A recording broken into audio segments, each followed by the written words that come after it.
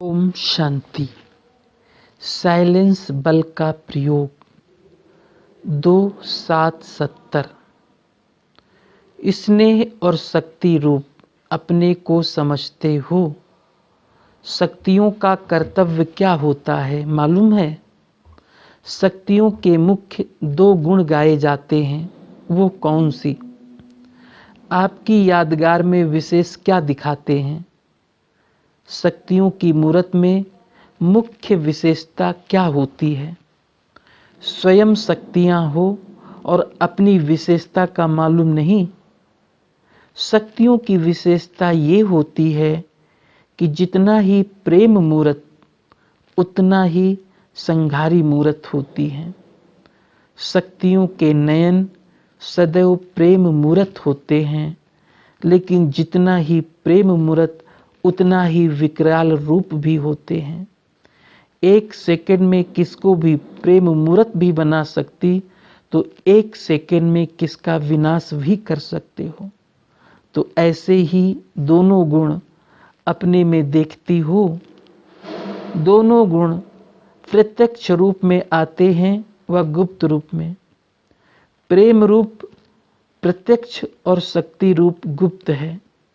फिर वो विकराल रूप कब प्रत्यक्ष करेंगे मालूम है? आजकल बाप दादा विशेष स्लोगन कौन सा देते हैं? कब नहीं, लेकिन अब करेंगे। कब शब्द कमजोर बोलते हैं, बहादुर शक्तियां तो बोलती हैं अब।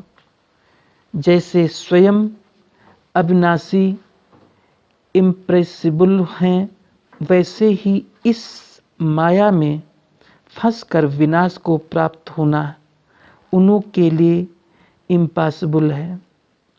जो इम्पॉसिबल हैं उनके लिए माया की कोई लहर में लहराना भी इम्पॉसिबल है। जो इम्प्रेसिबल स्थिति में रहते हैं उन्हों के लिए माया के कोई भी स्वरूप से झुकाव में आना इम्पॉसिबल है। जैसे बाप दादा के लिए इम्पॉसिबल कहेंगे, जो स्वयं झुकाव में आते होंगे उन्हों के आगे और कैसे झुकेंगे? सारे विश्व को अपने आगे झुकाने वाले हो। शेरनी शक्तियों का एक भी संकल्प या एक भी बोल व्यर्थ नहीं जा सकता। जो कहा वो किया। संकल्प और कर्म में अंतर नहीं होता, क्योंकि संकल्प भी जीवन का अनमोल खजाना है। जैसे स्थूल खजाने को व्यर्थ नहीं करते, वैसे शिव शक्तियां जिनकी मूर्त में दोनों गुण प्रत्यक्ष रूप में हैं, उनका एक भी संकल्प व्यर्थ नहीं होता। एक एक संकल्प से स्वयं का और सर्व का कल्याण होता है। 1 सेकंड में एक संकल्प से भी कल्याण कर सकते हो। इसलिए शक्तियों को कल्याणी कहते हैं। जैसे बाप दादा कल्याणकारी है, वैसे बच्चों का भी कल्याणकारी नाम प्रसिद्ध है। अब तो इतना हिसाब देखना पड़े, हमारे कितने सेकंड में कितने संकल्प सफल हुए, कितने असफल हुए। जैसे आजकल साइंस ने बहुत उन्नति की है, जो एक स्थान पर बैठे हुए अपने अस्त्रों द्वारा 1 सेकंड में विनाश कर सकते हैं।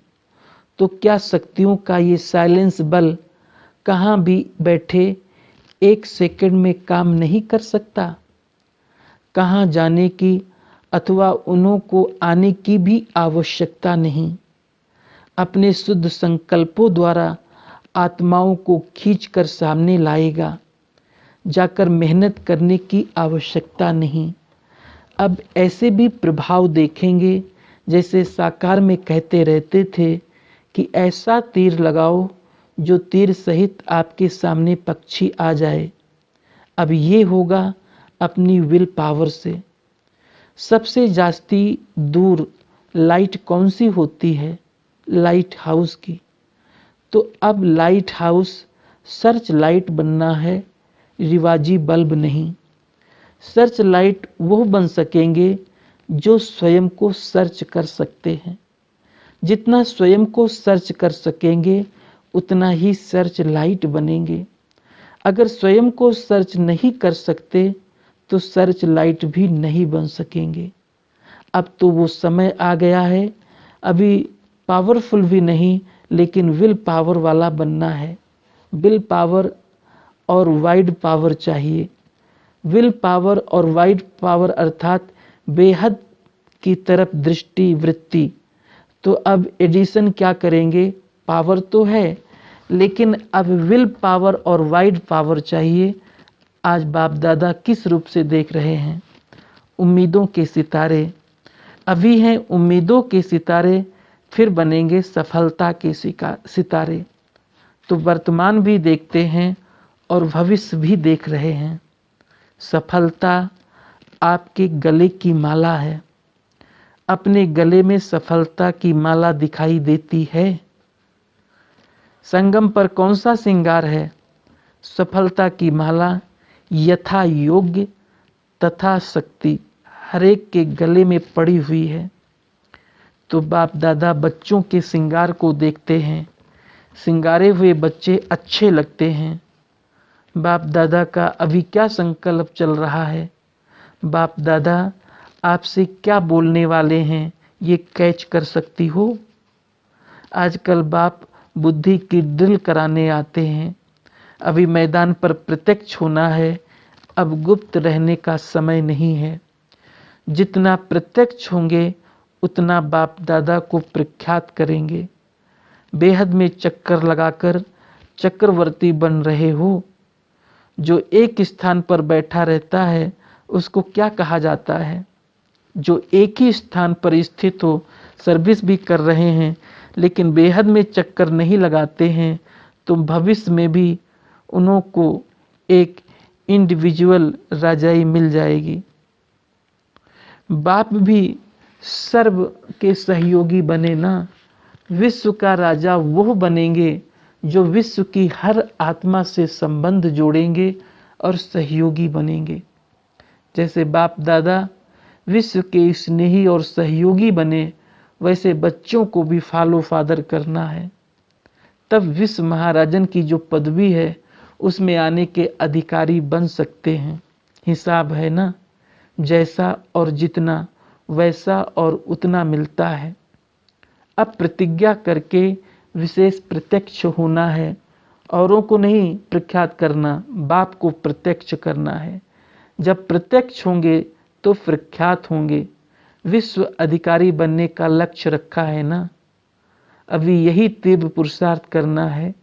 इस पुरानी दुनिया से बहुत सहज बेहद का वैराग्य लाने का साधन क्या है?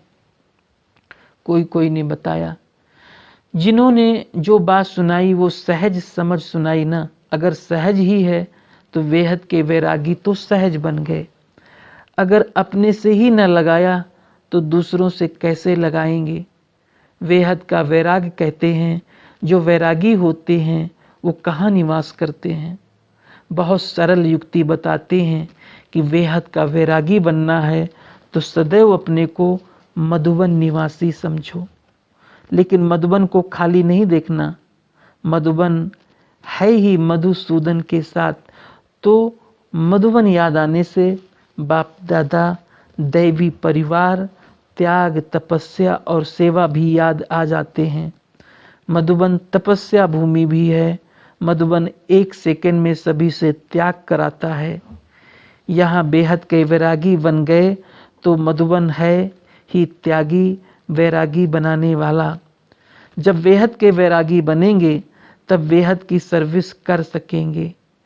कहाँ भी लगाव ना हो, अपने आप से भी लगाव नहीं लगाना तो औरों की बात ही छोड़ो।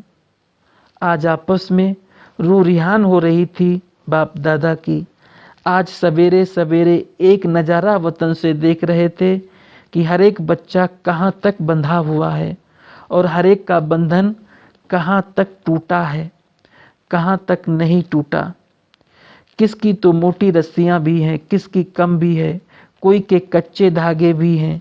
ये नज़ारा देख रहे थे कि किसके कच्चे धागे रह गए हैं, किसकी मोटी रस्सियां हैं, किसकी पतली भी हैं, लेकिन फिर भी कहेंगे बंधन है।